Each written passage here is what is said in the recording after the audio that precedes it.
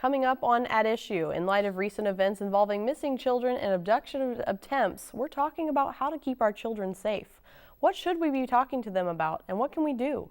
Jason Taylor from the Mattoon Police Department is in the studio next to talk about that, so stay tuned. At Issue starts right now.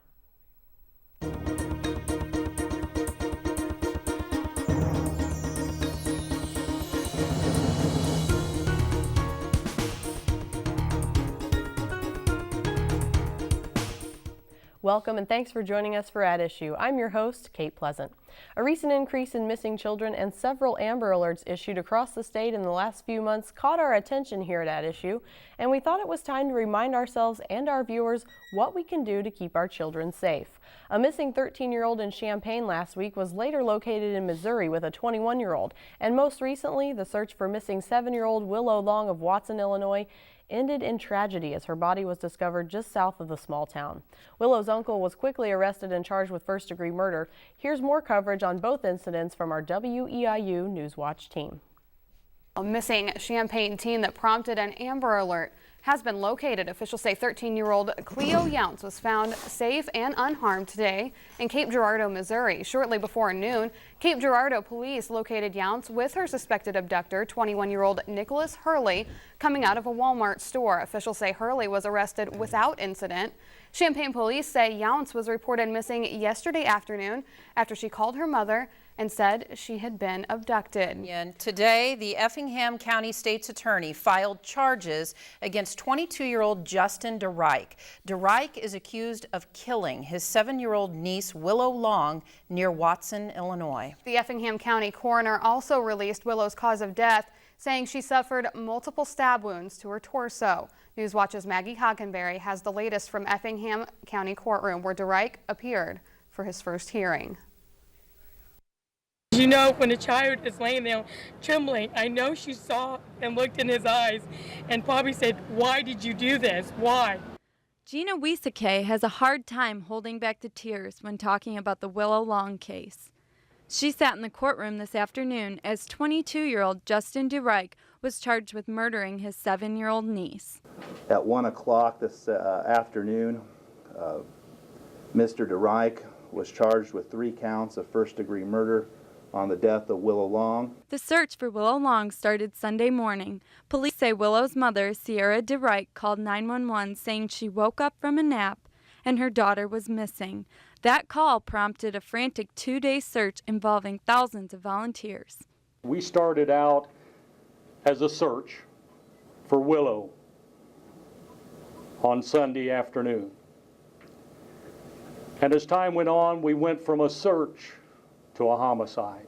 It was Monday night the search came to a tragic end. At that point in time is when they found a suspicious plastic-looking item in a submerged body of water. And from there, we were able to determine that we had Willow's remains. Authorities say it was this man, Justin DeReich, that was responsible for stabbing and dumping the child's body in some water south of Watson. It's very difficult to see that area because it's grown up in trees so much. So even the aerial photo, we were looking for water. It was hard to determine that the water was there because the trees has overgrown that area so much. Now in the wintertime, you drive through there and all the leaves are off of there. You can see very plainly that there is a low area right there by the railroad tracks. Residents can't put into words how much sorrow this case has brought to the community. It was just, like I said, just devastating. I don't know what other word I could use for that. The mother, where's the mother? We want to thank the citizens. I've never seen so many come out, over 300 and 400 that wanted to get involved. This is a very sad day for each and every one of us. Maybe one of the most heartbreaking events to ever happen in this county's history. In Effingham, I'm Maggie Hockenberry for WEIU NewsWatch. According to a probable cause statement obtained by NewsWatch, Willow's mother went to a local bar and restaurant Saturday night and didn't return until early Sunday morning. The document says the 7-year-old and her 3-year-old brother were in the care of the defendant, Justin DeReich. DeReich told authorities he got into an argument with Willow Long. She ran out of the house, fell on a brush pile, and was stabbed by a stick. The defendant says he believed He had to end his niece's suffering. DeRike remains in jail on $5 million bond. Willow's mother was not in court today. Authorities say while the investigation is ongoing, no other suspects are considered in the case. Heartbreaking incidents like this and others are a harsh reminder that sometimes we need to refocus on how to keep our children safe. Here to talk more about that topic now is Deputy Chief Jason Taylor from the Mattoon Police Department. Thanks for coming today. You bet. And you know, this isn't a happy thing that we have to talk about, and we were just talking before we came on about, you know, good news sometimes is hard to find, but with incidents like this, what kinds of things should we be learning from this? Such as? You know, what should we be talking to our children earlier, or? I don't know about that. I think as soon as a child has comprehension of these sorts of things, you can begin to approach a child and speak to your child about stranger danger and child abduction, things of that nature. Okay, is there a certain way that you should approach that? I mean, is there, you know, certain phrases you should use or things you should tell them? Because, I mean, we don't want to scare them, but at the same time, they need to be aware. I don't know if there's certain phrases to use, but a child needs to be aware of the difference between a good touch and a bad touch. For example, a parent bathing a child, there's a difference between that and an uncle touching a child in an inappropriate manner. And the child needs to understand the difference between those two touches. Okay. And have there been incidents like this in our area where we've had to, you know, call out Amber Alerts or, you know, work with other agencies? Not Amber Alerts. We have worked with other agencies on occasion, but Amber Alerts for Coles County seem to be a rarity, and I hope it stays that way. Yeah, well, we can hope so. But how do we report someone missing? What are kind of the criteria for that if we notice that one of our loved ones isn't there? There's no time frame. People often think you have to wait X amount of hours before they report someone missing. You don't need to do that at all. If you seem to think that something's awry and your loved one isn't at home or isn't where they should be and you have a bad feeling about it, you simply call the police department and an officer will be dispatched to your location and we'll take a missing persons report. Okay, and then what does the police department do from there? What's your end of the procedure like? We take a report that has very descriptive identifiers of the missing person. Most often it's a juvenile. And then we attach a sheet to that missing persons report, and an officer is assigned to conduct a follow-up and look for that juvenile. That juvenile is also entered into the police computer as being a missing persons. And if any law enforcement agency in the nation would run across that juvenile and run their name, they'd be taken into custody and returned to the parent. Okay, so that's something that everyone would have access to then? Sure, okay. Yes, every police agency. And so do you follow every lead? Is that the kind of case where, you know, if someone calls and says, I think I may have seen this person, is it follow every lead? Or oh, sure, okay. Yeah, especially involving a child. Any juvenile that's missing, you follow up every lead, or any missing persons, you follow up every lead. It becomes more enhanced, though, when you get a missing child. It gets very, very serious then. Mm-hmm. So if we get to where we have to work with multiple agencies on something like this, how does that work? Most of it's over the telephone. You develop some rapport with the officer on the other end, and they'll help you out as much as they can. We once had a missing girl that was down on the streets of St. Louis somewhere. She was 16, ran away from home, and we worked with St. Louis police and attempted to locate her. So it's just kind of a we tell you what we know, you tell us what you know, and maybe we can all come up with a resolution. Correct. Okay. Yeah. So what are the criteria for an Amber Alert? There's 4 criteria, and there's a burden there that's very important to meet. One is that you have a confirmed abduction. 2 is that it's a child under the age of 16. 3, you have to have belief that that child is in serious danger of great bodily harm or death. And 4, you have to have enough information about what has occurred, including description of the child, description of the suspect, and the suspect vehicle description to warrant immediate broadcast and blitz to the area. Okay. If you don't meet those 4 criteria, you can't have an Amber Alert. I see. And why is the burden so high? Is that just so everybody is not issuing Amber Alerts every day? Correct. You don't ever want the public to be numb to that type of alert. You want to use that when you really, really need it. Okay, that's a good point. You know, I guess overdoing. They're talking about that with like the National Weather Service issuing alerts, you know, and things Every like time that. there's a They're changing the thunderstorm. way they do that. So I guess that would desensitize us in a way if we heard them every day. So Correct. that's a good point to bring up. So what kinds of things should we, you know, with our children, you talked about having these talks, but when? You know, you said comprehension, but I mean, should we be having these talks with our 2-year-olds? You know, what kind of things can you tell little children? Yeah, I think every child is different depending on their comprehension level and their level of intelligence, and when they can put two and two together and communicate thoughts and ideas that need to be communicated.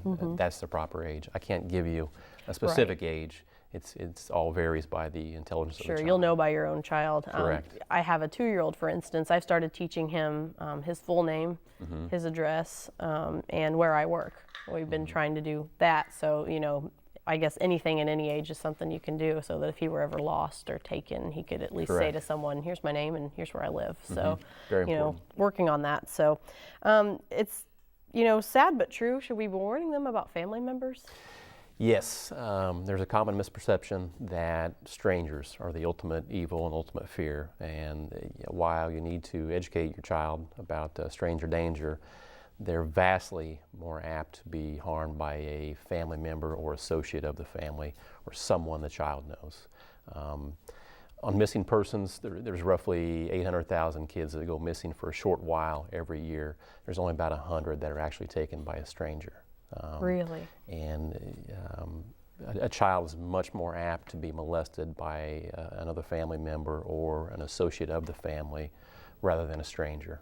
And is that maybe familiarity? That Yes. person's just there, available, and those people that are, wanting to do this act are familiar with these children? Yes, there's already a relationship there, and then at some point the parent feels comfortable enough to leave the child alone with a person that unfortunately doesn't Maybe have they the child's shouldn't be. best interest in mind. Okay. So what about adults? We're talking about children, but, adults need to be aware and safe too. So, what should we be reminded of when situations like this come about? As far as abductions or? Sure, abductions, missing people, another missing adult even. What do we need to do to keep ourselves safe? You always need to remember there's strength in numbers. If you're a 21-year-old female walking across campus late at night, take a couple girlfriends with you. Be aware of your surroundings. With children, advise them not to walk within 6 feet of the street. Don't be close enough to where a car could stop and grab you. Don't approach vehicles unless you're absolutely sure of the occupants of that vehicle. Don't believe strangers who tell you stories that they're looking for their pet and they need your help, or your parent's been injured and you need to get in the car and go with them. Don't ever get in the car with a stranger. And that would go for adults, I assume, too. Sure. I've heard recently one of the scams that's come out is that they're putting child seats on the side of the road and covering them with blankets, just in a ditch or something like that. It's a way for someone to stop and get out of their car, because then you're vulnerable. So I hadn't heard of that. I guess it's just always be aware, and if you see something strange, report it, right? Yeah. The biggest two are strength in numbers and be aware of your surroundings. And how can we increase our awareness? What kinds of things should we be noticing and looking for? Anomalies in human behavior. If a child is walking to and from school and constantly sees a strange car that follows them or parks in an area and watches them, they need to tell an adult. Same thing with a co-ed walking across campus at night on EIU. Okay, so if a child or an adult, either one, is abducted, what should they be doing? Is there certain things that they should do right away? The child needs to make it plain that this isn't their parent. They need to yell, "This isn't my mommy, this isn't my daddy." They need to kick, bite, scream, make it obvious that there's a problem. Otherwise, the surrounding community may think, well, it's just a child being disciplined. Same thing with an adult. You need to scream that you need help and you're in trouble. Right, and if you're in a situation where they've said, if you make noise, I'm going to hurt you or harm you in some way, is there something you should be doing in that case, or? I think you need to play that on a case-to-case basis depending on your surroundings. Okay, so there seems to be, I don't know if this is a trend or not, but it seems to be, I feel like there are more Amber Alerts and missing children. Is that because we're hearing about it more, or are there actually more incidents? It's just because of technology and social media. It's more apt to be reported nowadays. I think this problem's been with society all along, but it just gets more attention nowadays through the news and media. Okay, and what do you recommend to people that find someone is missing? Should they spread the word on social media or leave it to the professionals? Both. Get on Facebook, put it on there, and then also notify your local police department immediately. But again, most of these cases are juveniles, 12, 13, 14 years. They just don't want to go home for whatever reason. And these actual abductions are a rarity. So many of them have happy endings, which is good to know. Yeah, but most of them were home within 12 hours when they get hungry. Right. Well, I guess that would make sense. So how long do you look for someone before you stop? I mean, You never stop looking for someone. okay. Once they're reported missing, that case is always open. So, and if the leads go cold, I mean, is there always someone working on that still, or is it a check-back basis? You can have another media blitz. You can, stir it up again by placing something in the newspaper, anything to keep that story in the public eye. Okay. To keep leads rattling loose. Sure. So if you suspect a child's behavior is, suspect in public, you notice a child acting strangely, or with an adult, and what should you do? Should you approach that person? Sure, or? I wouldn't be hesitant to approach the person and talk to them for a minute, or just feel them out, or if nothing else, call the police department. Just be keenly aware of your own kids and who you leave them with and their surroundings. So if you have to work with other agencies, you said it's primarily by phone. We talked about the case in Watson. We showed a little bit of that. They did a massive volunteer search. Is that something that happens in a lot of communities? People out on foot, volunteers coordinated through police departments, or? I'm not familiar with the Watson case, and I've never worked with volunteers on a missing child case, no. So I don't think it's common here in Coles County, no. Okay. So, during these exhaustive searches, you said you never close a missing person case. I would assume that takes a lot of time and resources. Oh, yeah. So what's the funding like on that? Is it just everyone's doing their job so it's already paid for? I mean, does there have to be extra things done there? At times you can run into serious dollar amounts of overtime, but it doesn't matter. If a missing person is missing, you just keep going until you find them. You don't put money into the equation. With social media, because we talked about that a little bit, there's a lot of passing information around. Do you ever get leads from social media as police department? Facebook has been lucrative for us. I was shocked by the amount of information we get from Facebook that people are willing to tell us things that they won't tell us in person. I guess that, I didn't think about that. It's kind of they don't have to be face-to-face. They're behind a keyboard, so they can maybe let you know things like that. And there's a degree of anonymity there. Sure. So they don't feel like they're stepping forward into the limelight. They can point you in the right direction without identifying themselves. Without bringing any attention on themselves. So, and that's something, that is kind of, it's definitely new, getting information from Facebook. So it's interesting to hear from people like yourself and other law enforcement agencies that they're using it. It's a tool. It really is. Are there other tools out there that you use? I mean, is Crime Stoppers still a thing? A lot of people call that. Crime Stoppers is still very popular. We have a Crime Stoppers website that people will text information to, or call and leave a voice information on a hotline number. And that's still alive and well, that organization is. Okay, and so what about false leads? Because I'm sure you maybe get some of those. So do you still have to follow it to the very end? Or? Oh yeah, you weigh what leads you have and pick out the most promising ones and go forward. But we don't have people purposely trying to throw us off from what I've seen at this point. And if we did, we can run it back to an IP address. And they could be charged for obstructing police officers. So when a child or an adult or anybody is missing, what are some of the greatest challenges in finding them sometimes? Time and manpower. If we get a missing juvenile, 12, 13, 14 years old, obviously we'll go look for them. Normally though, like I said, that's just a rebellious teenager. When you get a child missing, it's a totally different ballgame. Everybody stops what they're doing. Patrol units vacate their calls and go to the area. Detectives terminate interviews. The chief and I will leave admin duties and go to the area where that kid's missing. And you start at the epicenter where the child was missing from and work outwards. You start in the home and go from there. Okay, that's interesting too. I guess kind of the ripple effect you work out. So. And normally when you get one of those calls, you find a 3-year-old underneath a bed asleep, or in a closet asleep, or down in the basement, or in the neighbor's backyard, and everything's fine. Well, that's good. Sometimes happy endings are a good thing. But are there potential, or a list that you follow of characteristics of abductors? I mean, are there people that are more high risk for abducting children or adults? Well, obviously, sex offenders are more of a concern. When it comes to abducting a child. That's one facet. That's the dangerous facet of child abductions. The other one is normally a non-custodial parent. that decides that they miss their child so bad they want to take them for a while. And those always have happy endings. Well, and you see a lot of that. Sure. I've heard a lot of that, issuing alerts and things because the non-custodial parent has that child. So I guess in that case, at least it's a parent. Correct. They don't have any ill intent for the child. They just want to have visitation time. Right. Like you said, it has a happy ending. So, what other things, kind of recapping as we go back through here, so what should we be talking to our kids about? We talked about it a little earlier, but maybe for those that are just joining us, what kinds of things should we be telling our children about strangers? Depending on their age, when they're very small, you want to talk to them about good touches and bad touches. Once they get a level of awareness of society and they start walking to and from school or going to the bus stop or going to the mall with mom and walking on their own, they need to be aware of stranger danger. Don't talk to strangers. If a stranger approaches them, they need to notify an adult, and just generally be aware of their surroundings. Don't walk near the road. Don't approach a car where you don't know the occupants. Things of that nature. Strengthen numbers. If I were a parent and my kid walked to school, I would try to get with other parents in the neighborhood and get the kids to all walk together, or at least in groups of several of them going to and from school. My kids ride the bus.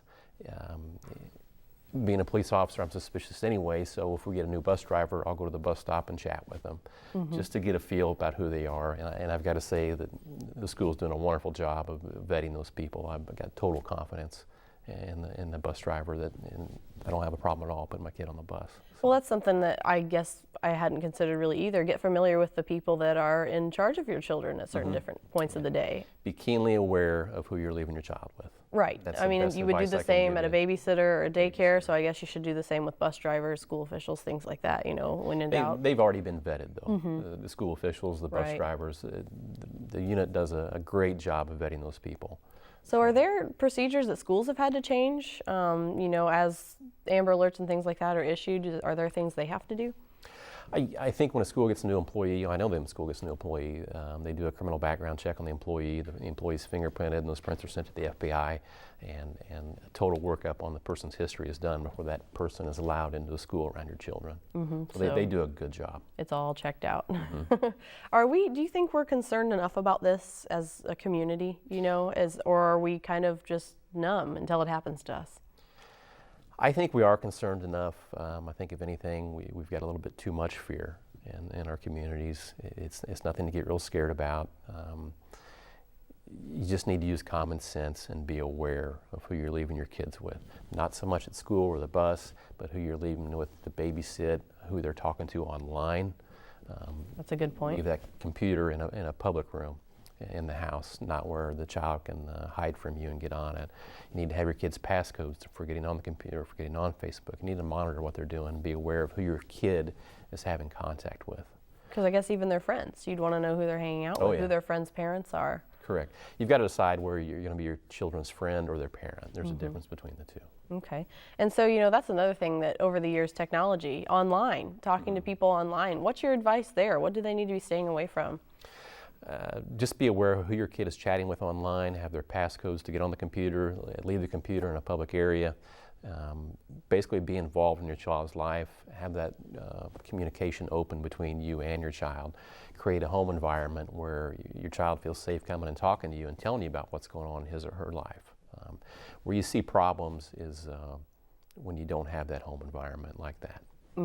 And so, maybe that's the kind of thing that we didn't have to deal with 50 years ago, but not the computer anyway. It's something we need to think about now. Are there things like that that have trended over, that have changed safety-wise and in communities over the last, 20, 30, 40 years that are different now? I think the internet's brought a lot of that about. It's brought the world to your living room.